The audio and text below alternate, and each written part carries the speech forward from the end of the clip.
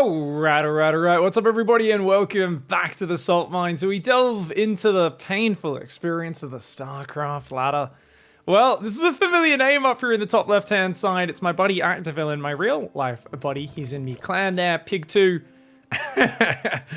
And I love getting a replay in from him because he is one of the most mechanically inept gamers of all time. But he basically just picks cheesy, silly, weird strategies. He has a rule he follows in all games, which is the rule of cool. If he thinks a strategy looks cool, he will try to do it. He'll usually execute it terribly, but there will be at least something that makes sense with how he does it. His opponent in the top right side, the red Zerg player, is going for what appears to be a 16 pool, 15 gas. Pretty damn safe opening, and that should set them up very well, because they are playing against what appears to be 13 gas, 12 pool. Is he going... Oh, he's doing the dumbass build. Actavillain's doing the dumbass build. Okay, so for those who don't know, this is not me calling him a dumbass. People get very angry when I call this the dumbass build. The most famous execution of this build was Serral tried to do this versus Rogue in the 2018 BlizzCon semi-finals, I think it was. And it was the only map that he lost to Rogue in that series. Even though everything went perfectly, Rogue had no idea it was happening. That's why I call it the dumbass build, because the way this build works is even if everything goes perfectly, as long as your opponent doesn't shit the bed and just pulls the queens to the ramp, pulls their drones to fight, keeps building Zerglings, you have so few workers that this will not pay off. Now, for those who don't understand, why is there a hatchery here? So basically the idea is the Overlord comes in, and to the untrained eye, you go, oh, you've got a hatchery. It's a hatchery first. It's an economic build. It's a totally normal build. Now, to the very elite player, they'll notice that hatchery is actually way later than a normal hatchery by about 5 to 10 seconds. Not only that, you're not building any drones. So you're trying to give off the illusion of, oh, it's a totally normal game with this hatchery. And then you're doing nothing but massing Zerglings with a very quick link speed off, of course, on only 11 drones. So you have almost no economy. It is a ridiculous build order.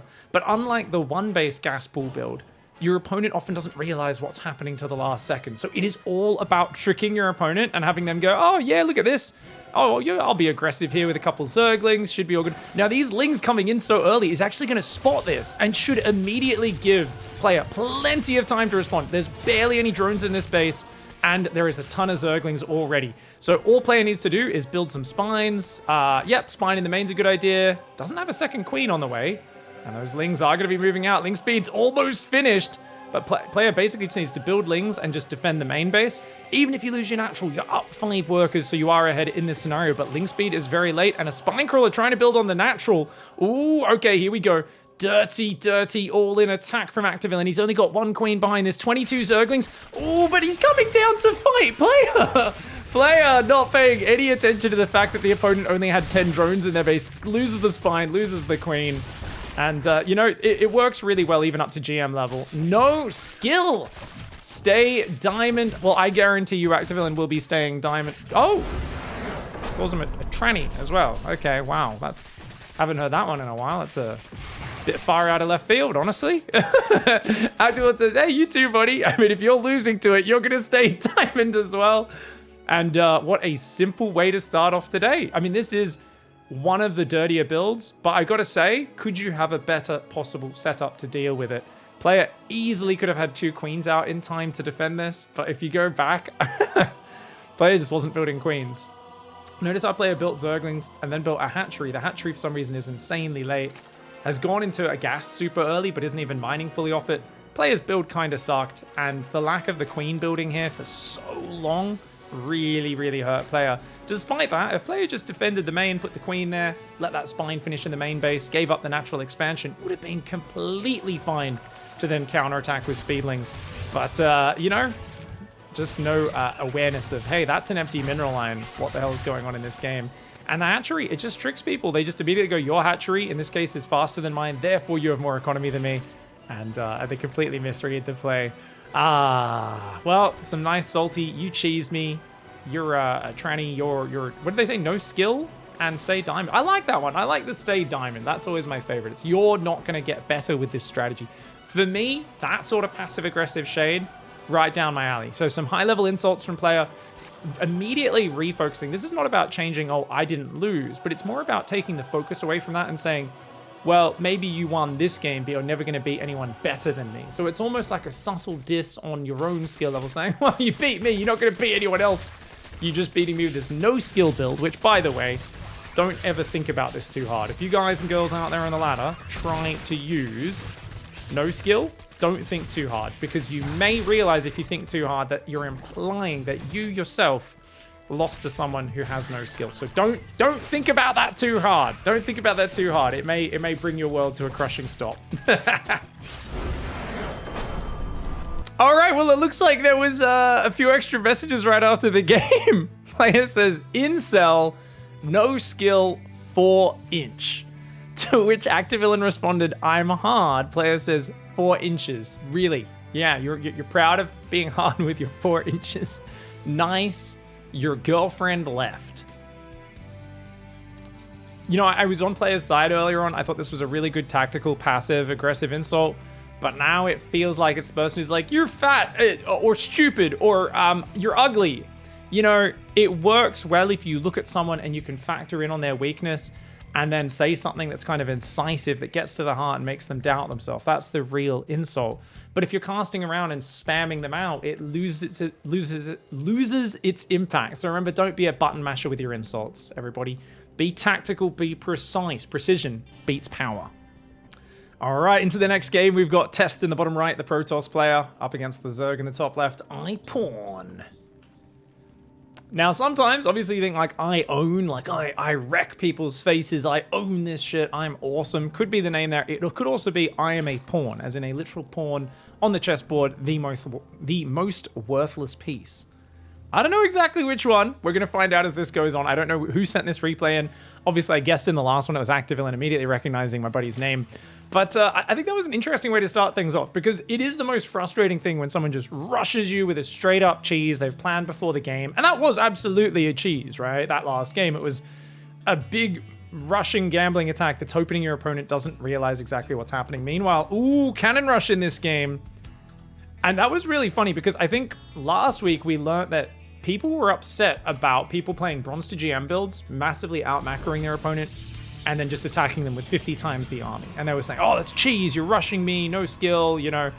So that was the classic example of you attacking me at any point I'm not ready for is a cheese. But what we've seen so far is some pretty dirty, cheesy surprise builds. And once again, we're seeing the same thing here.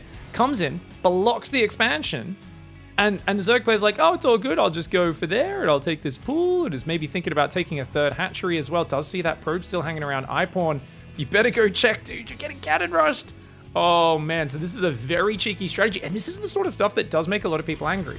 Interestingly though, Test is not expanding. Test is going gateway and double gas behind it, which means Test wants to follow it with some sort of very early tech.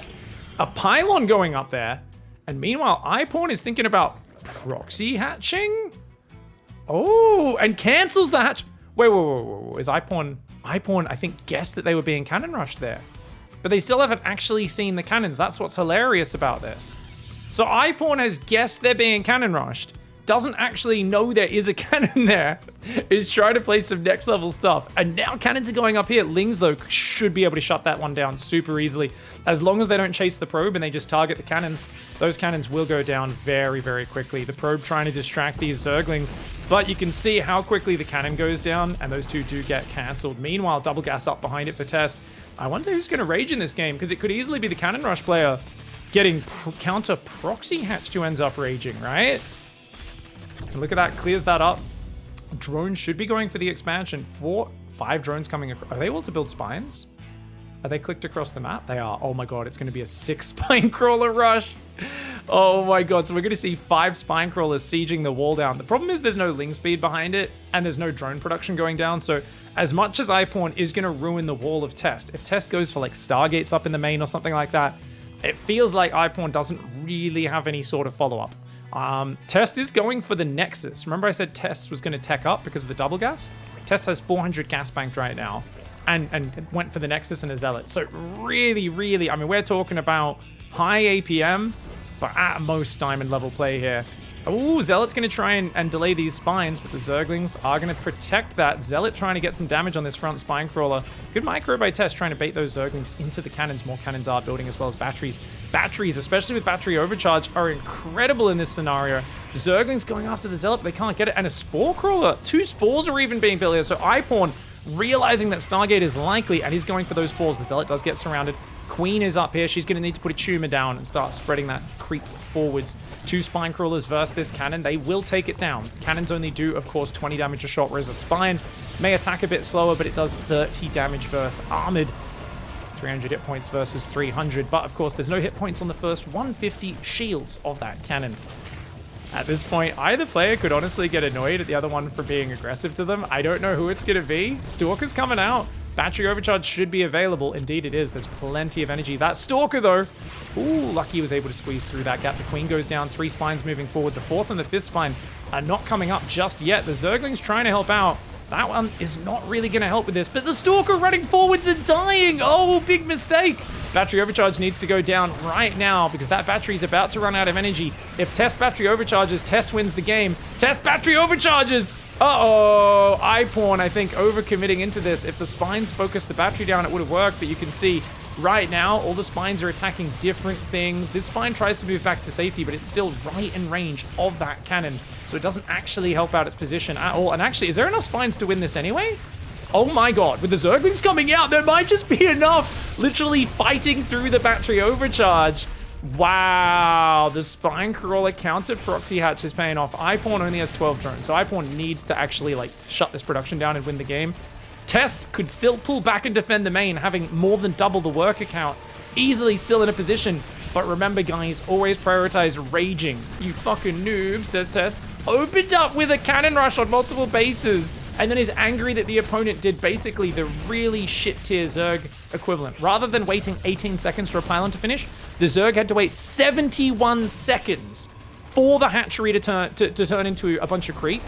And not only that, they had to bring 5 workers across the base rather than use a single probe to build it. And yet it's the Protoss player who's angry.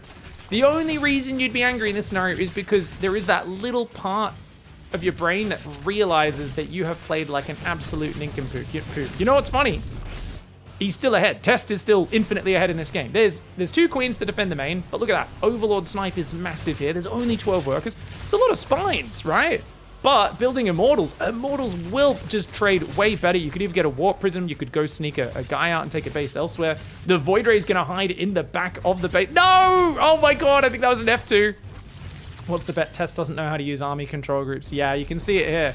Test is struggling because there's an Immortal there and a Void Ray there. So trying to control units in different areas, not the forte of the Cannon Rusher.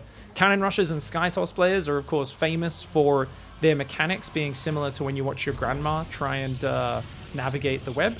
And you're like, oh. And you're like, click there. And she's like, which one's the click again? And she starts trying to touch the screen. And you're like, it's not a touch screen, grandma.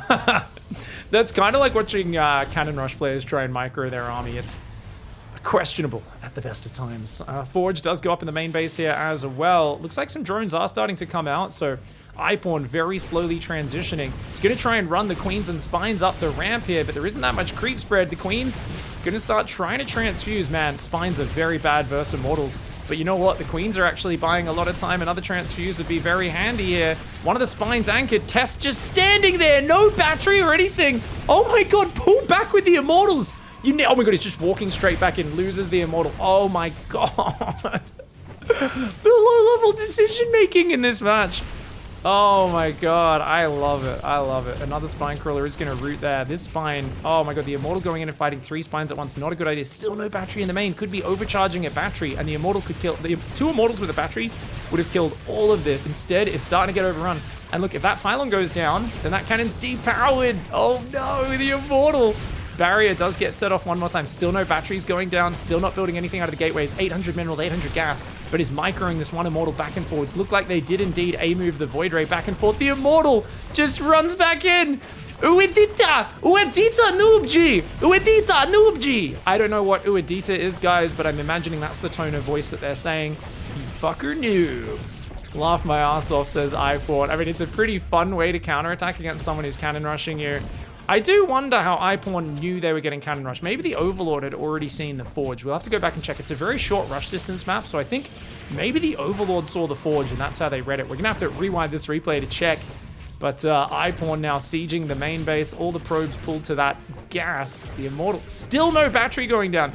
Test literally has so much money. They could do so much. Instead, you know what they do, guys? They don't chrono. they queue up 4 Immortals on 1 Robo. This is how you can tell this is a genius StarCraft player, and why emotional control might be kind of an important thing to be a good StarCraft player. Forever Noob, or technically Forever Noob. Forever Noob. iPawn is just dropping the smileys there to really extract as much salt as possible. Just trying to leech that one out of there. Test says stupid. Amazing. I really like it. I love when someone cheeses and then the other person cheeses them back and they're like, how dare you cheese me? Fucker mother plus noob. That one feels a bit like justice, doesn't it? A little bit like justice, chat. Let's look at when that hatchery got cancelled, eh? So let's look at this from the Zerg's point of view. Zerg's just chilling. And I mean, the Zerg sees the probe coming back, so there's like a decent idea you'd realize that something might be happening. And you could see they were already sending a drone across the map, so they might have already been thinking about it. They don't at any point look at the forge here. They set the rally point. No, okay, they look at the forge and it dawns on them. Oh, shit. Oh, shit. They put this hatchery down, looks back, is like, there's 100% cannons there. Doesn't even confirm that they're there, so it might have been like, oh, damn, I canceled for no reason. But there was actually a cannon up there that was, of course, just out of range of the hatchery, but would have been a starting point to cancel it for sure. So good reaction by iPawn. Test here going for 2 cannon rushes, going for the double gas, but built the Cybercore so late. Imagine if Test actually did the logical thing and built the Cybercore here instead of these 2 cannons, which obviously achieved nothing. They were so late. They weren't even built in a corner or anything, right? Imagine if pylon there, cannon there, one of the cannons would have gone down, the other one would have been protected enough to potentially go up. But of course, Test here with a very low level cannon rush completely forgets the Cybercore. Because of that, the Void Rays aren't out. If there was a Cybercore earlier, there could have been a Void Ray here killing the buildings as they were starting production before the Queen was out. You get a battery healing that Void Ray, overwhelms all the anti-air. Easiest game of your life. But remember that Test here is not a good StarCraft player, and they're not going to get better because the only reason they're losing is their opponents are fucking noobs. All right, into the next game, guys. We've got Clan Owners, Toons. Lots of pawning, owning, Toons. Up here in the top right, we've got Spooky Badger. Protoss versus Zerg. Looks like a proxy gate maybe coming out, or it could just be a very early probe to block the expansion. Is a possibility. Spooky Badger very slow on the pylon here. Ooh, yeah, it looks like a proxy gate, man. 14 pylon over here on the other side of the map. Oh my gosh. Does start a 15th probe. The Zerg player looking like he wants to go for a Overlord into 14 spawning pool.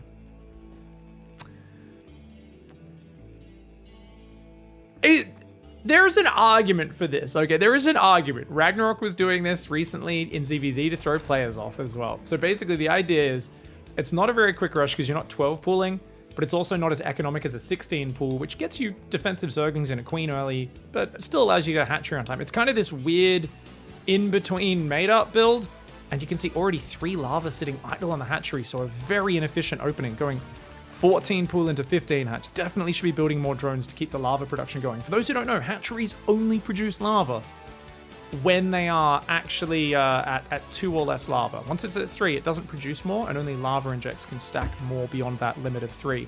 Meanwhile, Proxy 3 gate. Okay, so Spooky Badger's going for a big, what appears to be a Zealot Proxy gate. Rush definitely can call this one a cheese. If it gets scouted, it's not going to work well. On the other hand, Toons is doing a super fast 6 Zergling pressure.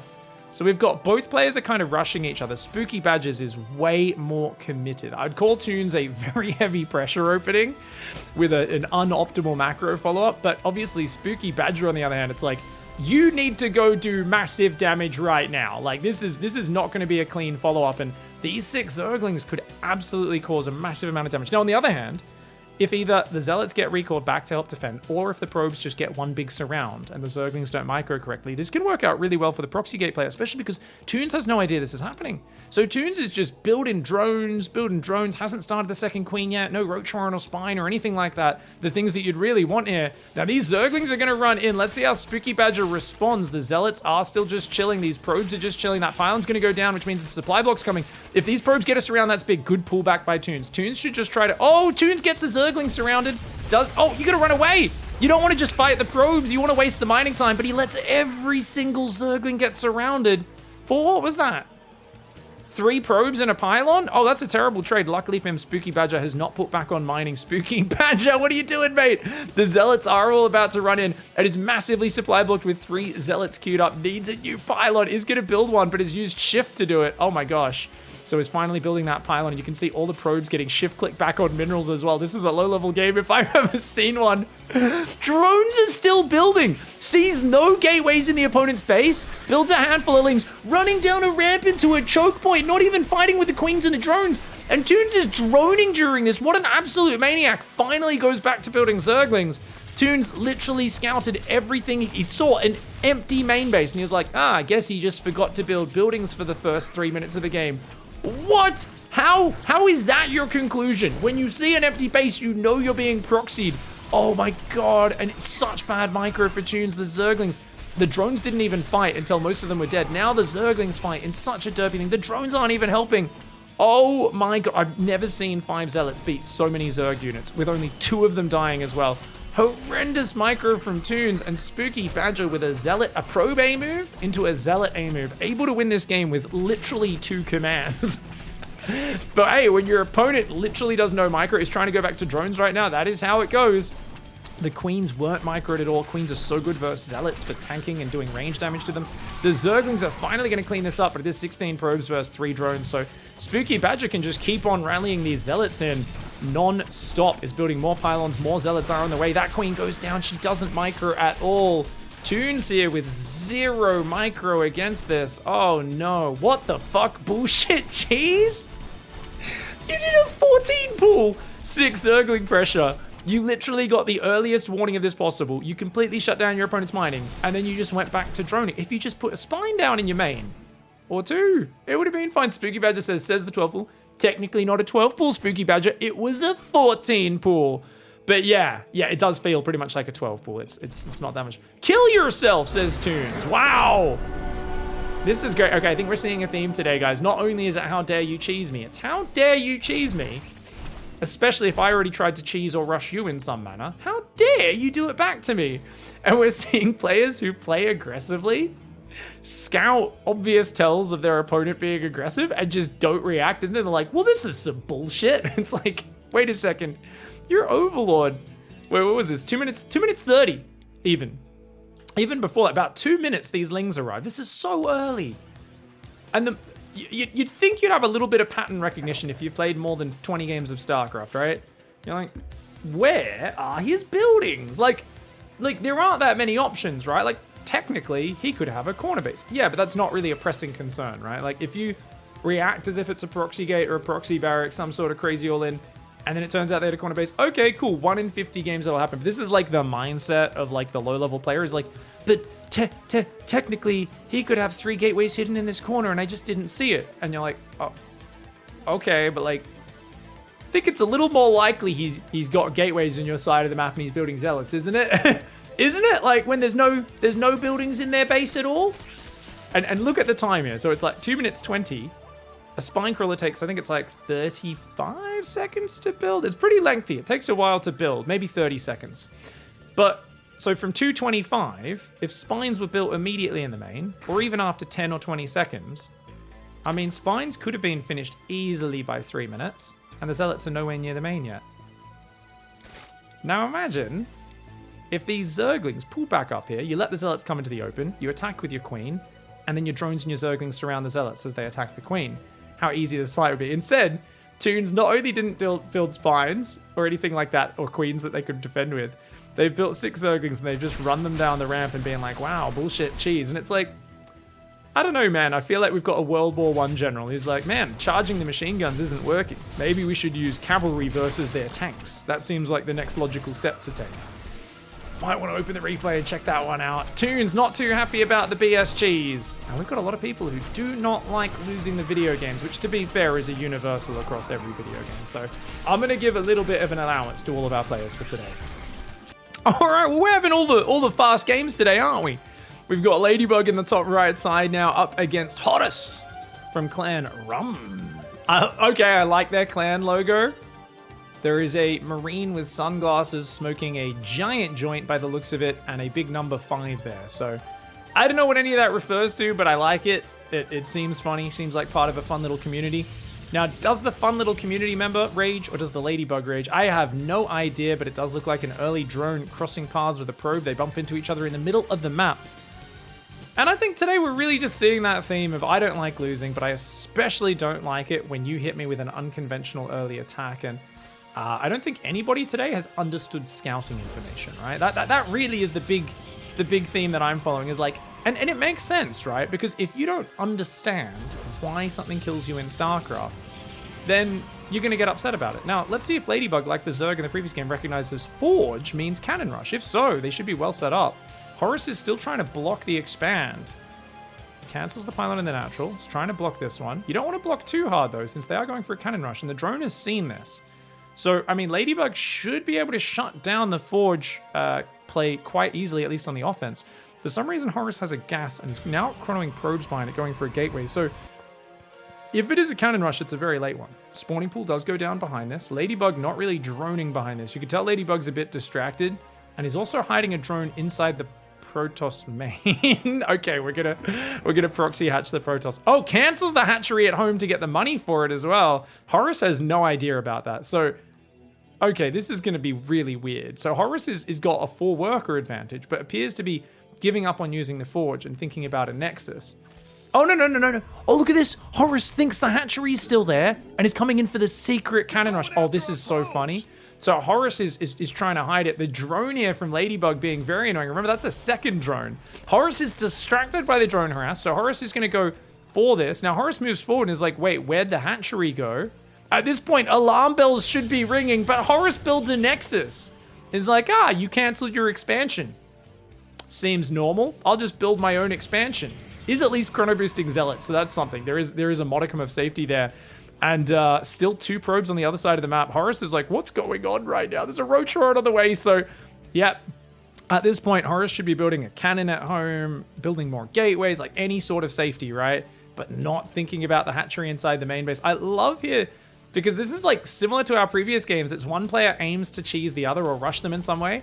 Now they're getting counter-rushed. And I'm already sensing Horus is the one that's going to rage in this game, right? Because the roach horn's finishing up.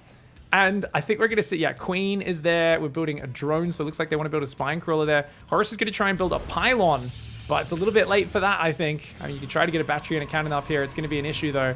And we're building another drone here. Definitely should be building roaches inside this base instead of that, but Ladybug not executing this perfectly by any means. The drone's going to try and run circles. The other drone could put a spine crawler down there, and indeed will do so. But there we go. First roaches starting inside the base. The Queen will be out soon. Another spine crawler starting. That one's going to have to cancel. Good cancel so far by Ladybug, but is really not making any headway with this rush. Needs to get these roaches out desperately. That spine's going to die. One spine goes down. No cancel. This drone running around the natural with one Zealot chasing it. The roach popping out. The Queen and the roach should be able to beat this Zealot pretty handily. And they will do so, but there is another Zealot on the way. The roach is going to try and micro. The Queen is going to go down. No creep tumor has managed to drop just yet. The probes are going to get attacked into this corner. And they get some decent surface area on the roach, but the Queen, is well defended. The probes are going to try and surround the roaches as well, but the roaches are being microed half decently by Ladybug. Now, Horus is not spending their money. Yes, they are. Actually, they're queuing up only Zealots, though. No Stalkers. They have a Cyber Core. Stalkers would be much better, as would getting a battery in the main. But instead is running the Zealots in single file into these roaches. Horus is building more probes. He's going to pull these probes to fight, which could work, but that's not really an overwhelming number. That's only about 13 probes versus 3 roaches. So you can see, especially the roaches getting in the corner like that, that's not a great trade for the probes. They are going to back on out of there. Another Zealot does come on in. Going to try and fight these, but still no more production or anything like that going up.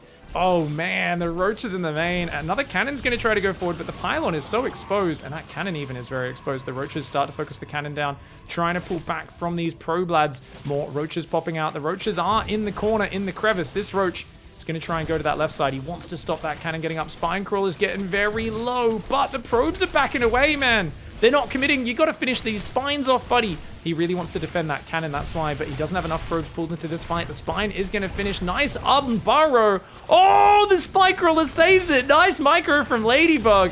And it seems like Horus wanted to be the one going first with the cannon rushes in this game and is getting counter proxy hatched in the main. Oh man, this is the second proxy hatch we've seen today versus a cannon rush player. I feel like this is actually really good, up to a pretty high level, because the Cannon Rush players are so loose with how they play. They're so relying on the Zerg just tripping over their own feet and stuff that they really do not know what to do in a high-pressure situation. Still just rallying Zealots up one at a time rather than building Stalkers, which can out-micro these forever. Oh my god, what a psycho. Horus says, I hope you get, you know, get abused. Is just basically having a disgusting meltdown. I mean, it's always the player who takes the lowest effort way of playing, right? He's like, I'm going to just cannon rush you and then try and go probably pure Sky Toss behind it, right? And has no micro abilities, low APM and all that sort of stuff. And they're always the one who comes out and just says the crazy outlandish stuff. I hope you get sexually assaulted, essentially, is what they said there. You sound very mad, says Ladybug. I'm with it, Ladybug. Taunt them. Taunt this idiot. Are you okay, says Ladybug. Oh, actually, you know what? You see, I go for the... I'm just like, if someone says that stuff, I'm like, screw him, you know? But Ladybug, a bit better than me, is like, hey, you okay, mate? You know? Are you okay? Horus here trying to build Stalkers now. All it took was raging at the opponent and then sitting there for 30 seconds doing nothing to realize Stalkers are a much better unit. Still no shield battery down, though.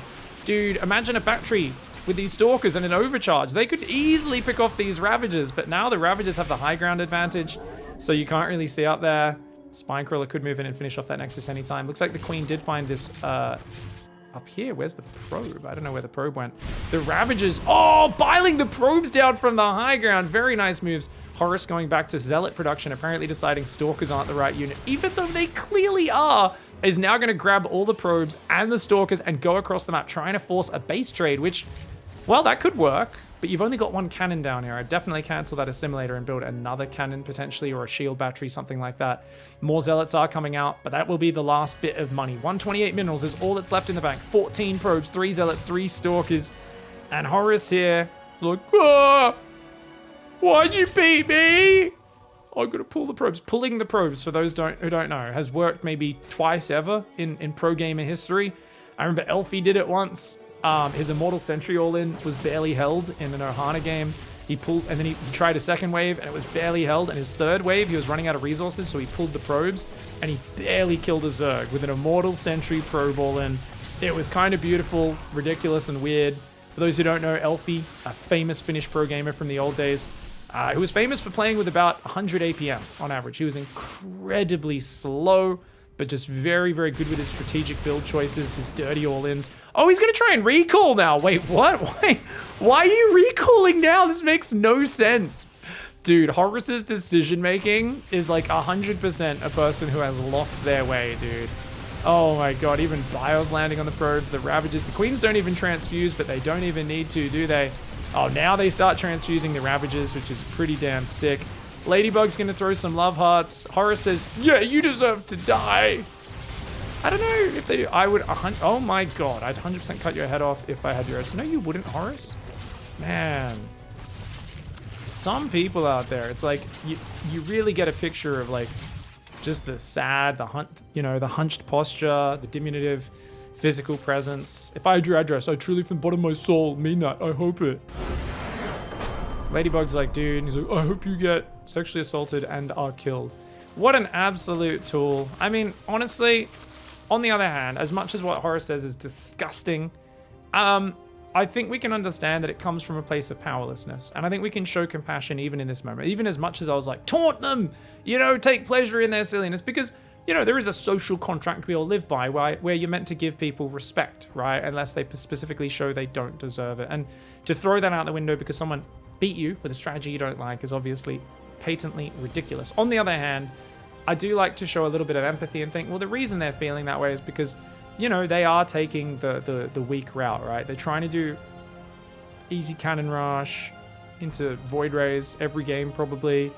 And basically the moment their opponent does back to them similar things to what they do to people, oh, I've got a sneaky bunch of buildings I'm building in your base. Hey, I'm doing a sneaky rush.